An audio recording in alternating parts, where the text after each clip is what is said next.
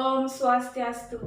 Halo semuanya, perkenalkan nama saya Nika Desdamayanti dengan NIM 18130411023 dari kelas tim Micro Teaching. Pada video kali ini saya akan mempraktekkan salah satu keterampilan mengajar, yaitu keterampilan terintegrasi. Langsung aja yuk kita simak videonya.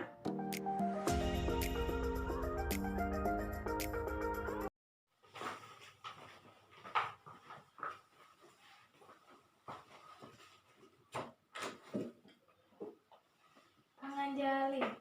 Om Swastiastu. Selamat pagi anak-anak. Selamat pagi Bu. Baik, sebelum kita memulai pembelajaran pada hari ini, ada baiknya kita berdoa terlebih dahulu. Berdoa menurut agama dan keyakinan masing-masing. Berdoa dimulai. Berdoa selesai. Apa kabar semuanya? Baik Bu. Wah, kelihatannya kalian hari ini sangat bersemangat ya. Nah, sekarang Ibu akan melakukan absensi. Apakah ada yang absen hari ini? Nihil Bu. Bagus ya, semuanya rajin-rajin. Apakah kalian sudah siap belajar hari ini? Sudah Bu. Ya, bagus sekali. Jangan sampai mengantuk ya, tetap semangat dalam mengikuti pembelajaran. Sekarang Ibu akan menunjukkan sesuatu kepada kalian. Nah, yang ada di tangan Ibu ini adalah jahe dan juga kunyit. Ibu ingin bertanya kepada kalian, apakah jahe dan kunyit mempunyai persamaan? Punya Bu. Benar, Ade. Jika jahe dan kunyit mempunyai persamaan, Ibu ingin bertanya lagi, jahe dan kunyit mempunyai persamaan pada tingkat apa? Yang bisa menjawab, silakan angkat tangan. Saya Bu. Ya, silakan Restu. Tingkat jenis. Sudah benar ya jawabannya Restu. Jadi pada pertemuan hari ini kita akan mempelajari mengenai pertanyaan yang Ibu tanyakan tadi, yaitu mengenai keanekaragaman hayati.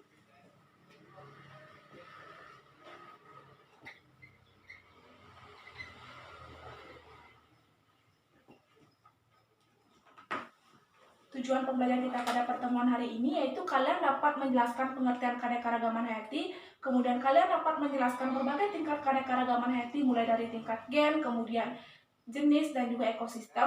Kemudian kalian dapat mengidentifikasi berbagai keanekaragaman hayati di Indonesia dan upaya pelestariannya, serta kalian dapat menjelaskan peran keanekaragaman hayati dalam kehidupan. Sekarang Ibu akan menyampaikan cakupan materi pembelajaran kita pada pertemuan hari ini dengan bantuan peta konsep.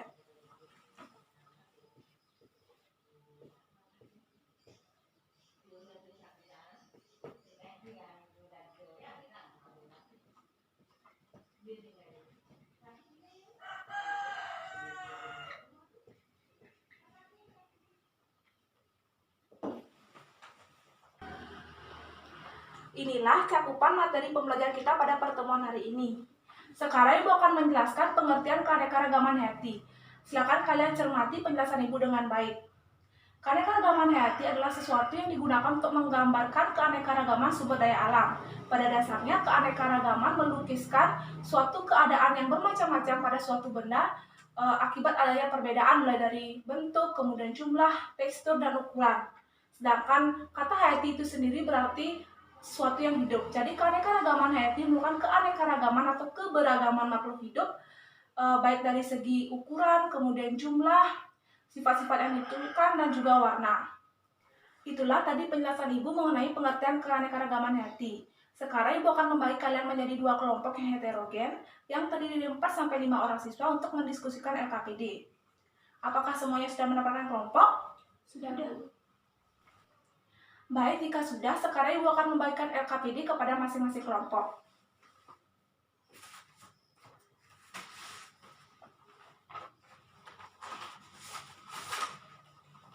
Apakah semuanya sudah mendapatkan LKPD? Sudah Bu. Baik, jika sudah, sekarang kalian cermati LKPD kalian dan coba identifikasi topik-topik keanekaragaman hayati yang ada di dalam LKPD. Baik Bu. Apakah kalian sudah selesai melakukan identifikasi topik-topik yang ada di dalam LKPD? Sudah Bu. Nah, sekarang coba kalian rumuskan masalah dari hasil identifikasi LKPD tadi. Baik Bu.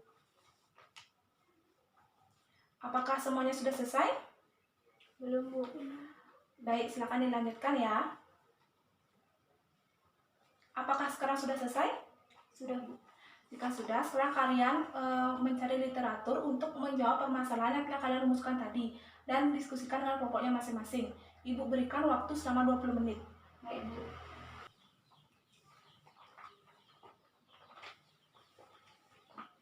Untuk kelompok 1, apakah ada yang belum dipahami dan ingin ditanyakan? Tidak Bu. Baik, jika tidak silakan dilanjutkan ya. Untuk kelompok yang lainnya, jika ada yang ingin ditanyakan, dipersilakan. Iya, Bu. Untuk anak-anak semuanya, tetap fokus dan jangan bercanda selama kegiatan diskusi berlangsung agar diskusinya cepat selesai. Yuli, apakah mengalami masalah terkait dengan materi diskusi? Karena tampaknya Yuli mengalami kebingungan.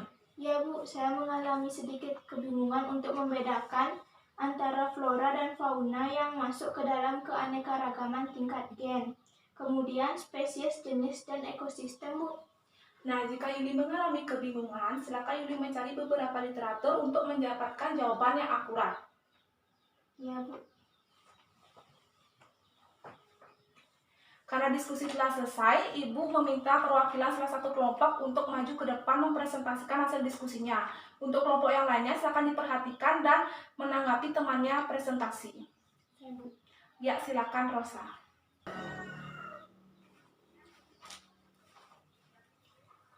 Secara garis besar, keanekaragaman hayati dibagi menjadi 3 tingkat, yaitu yang pertama, keanekaragaman tingkat gen adalah variasi susunan gen pada suatu spesies atau jenis.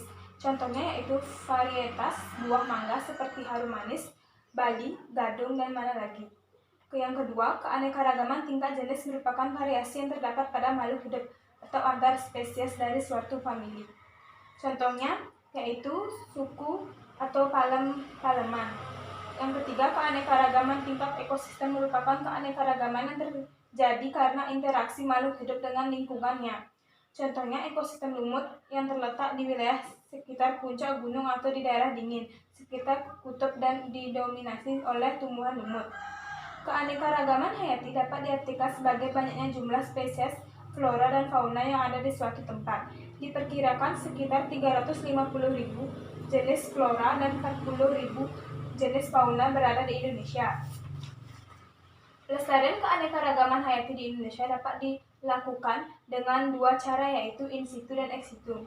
Keanekaragaman hayati memiliki beberapa peranan, diantaranya yaitu untuk meningkatkan produktivitas ekosistem, menjamin keberlanjutan alam, menjaga keseimbangan alam, dan menyediakan perlindungan alami. Bagus sekali ya presentasi dari Rosa. Untuk kelompok yang lain, apakah ada yang menambahkan? Tidak, Bu. Baik, jika tidak ada yang menambahkan, silakan Rosa kembali ke tempat duduk.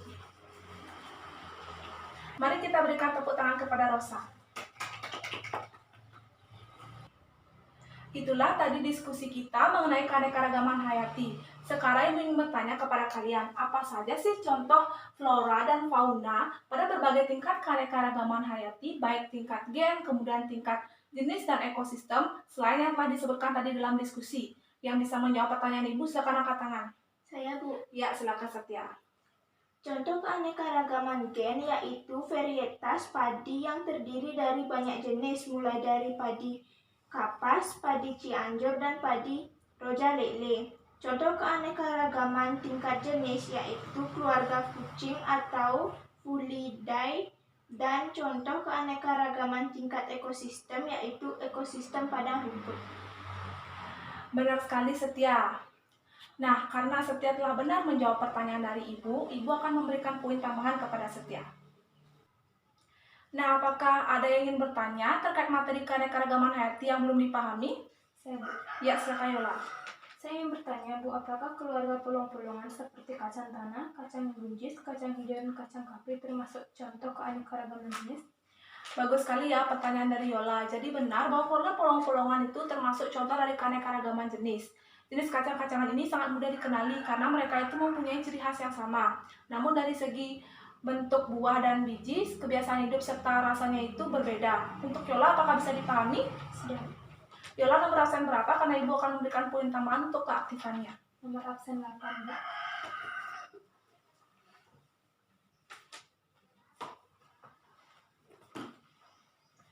Baik, untuk siswa yang lain, apakah ada yang ingin bertanya lagi? Tidak, Bu. Baik, jika tidak ada yang ingin bertanya lagi, Ibu akan menutup pembelajaran kita pada hari ini. Sebelumnya, Ibu meminta bantuan kepada salah satu siswa untuk merangkum materi yang telah kita pelajari hari ini. Saya, Bu. Ya, silakan Intan.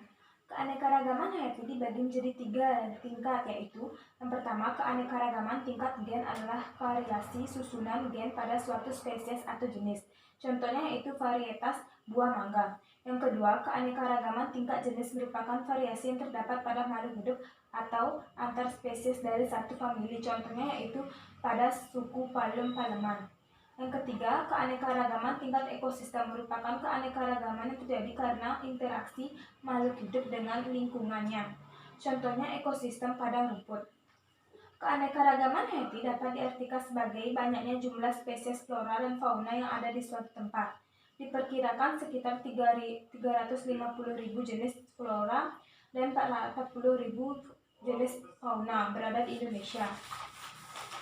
Pelestarian keanekaragaman hayati di Indonesia dapat dilakukan dengan 2 cara, yaitu in situ dan ex situ.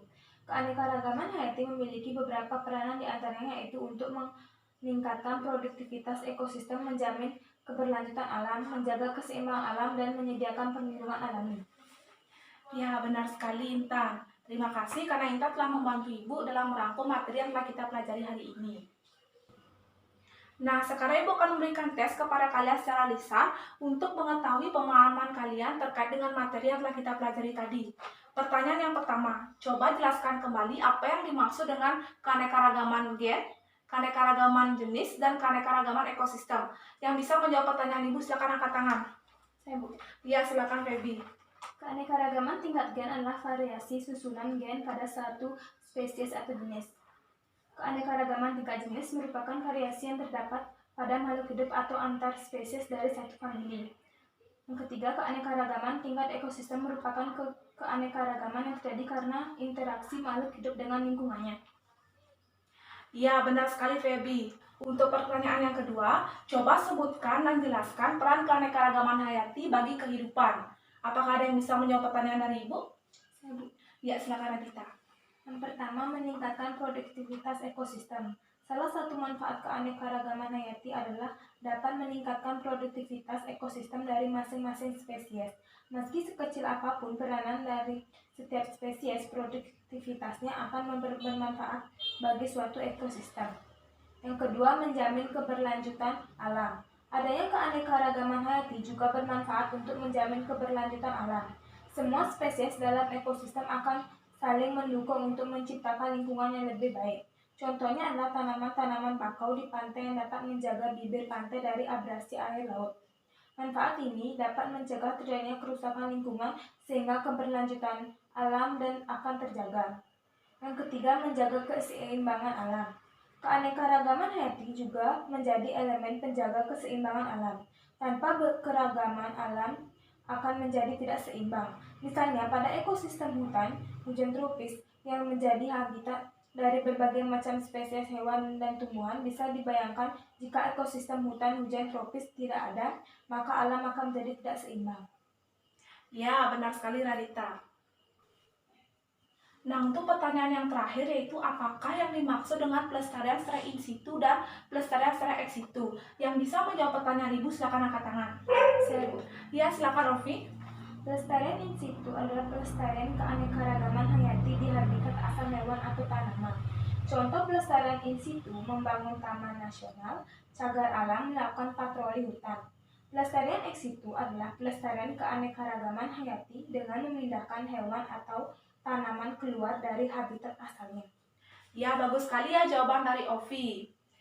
Nah, untuk siswa yang lain yang belum mendapatkan kesempatan untuk menjawab, mungkin bisa ditingkatkan di pertemuan berikutnya. Sekian pembelajaran kita pada hari ini. Semoga pembelajaran hari ini bermanfaat dan dapat menambah ilmu kalian. Sebelum kita mengakhiri, ada baiknya kita berdoa terlebih dahulu. Berdoa menurut agama dan keyakinan masing-masing. Berdoa dimulai.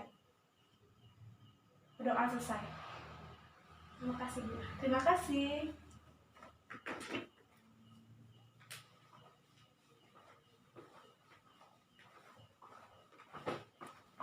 Itulah tadi video saya dalam mempraktekkan salah satu keterampilan mengajar, yaitu keterampilan terintegrasi. Mohon maaf jika ada salah-salah kata. Akhir kata saya tutup dengan Parama Santi. Om Santi, Santi, Santi, Om.